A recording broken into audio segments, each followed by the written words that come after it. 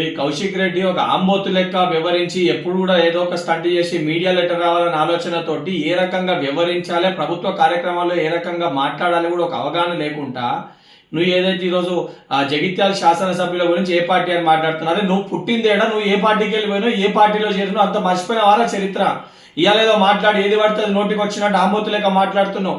కనీస అవగాహన లేకుండా, ఆలోచన లేకుండా దళితులని కాంగ్రెస్ పార్టీ మోసం చేసింది అంటున్నావు. అసలు దళితులని మోసం చేసింది బీఆర్ఎస్ పార్టీ. దళితుని ముఖ్యమంత్రి చేస్తా అని చెప్పి, దళితులకి 3 ఎకరాల భూమి ఇస్తా అని చెప్పి దళితులను ఆగం చేసి ఎస్సీ కార్పొరేషన్ ఫండ్స్ ఇవ్వకుండా పూర్తి స్థాయిలో దళితుల్ని మోసం చేసిన ఒక పార్టీ బీఆర్ఎస్ పార్టీ. బీఆర్ఎస్ కే ఘనత దక్కుతుంది. సిగ్గుశరం లేకుంటే ఇలా మాట్లాడుతున్నావు. ఆఖరికి హుజరాబాద్ ఎన్నికల సమయంలో దళితులకి 2వ విడత దళిత బంధు రావాలంటే నీ ఓట్లేసి గెలిపిస్తేనే దళిత బంధు వస్తుందని చెప్పి మాట్లాడిన ఒక వ్యక్తివి నువ్వు. సిగ్గుశరం లేకుంటే ఇలా మాట్లాడుతున్నావు. ఇప్పటికైనా నోరు అదుపులో పెట్టుకో కౌశిక్ రెడ్డి. ఒక ఎమ్మెల్యే లెక్క ప్రవర్తించు. ఒక వీధి రౌడీ లెక్క, గూండా లెక్క, అచ్చొచ్చిన ఆంబోతు లెక్క ప్రవర్తిస్తే రేపు పొద్దున నిన్ను కూడా ఇదే పరిస్థితి, రోడ్ల పైన గుడ్డలు ఒడదీసి కొట్టే పరిస్థితి వస్తుంది.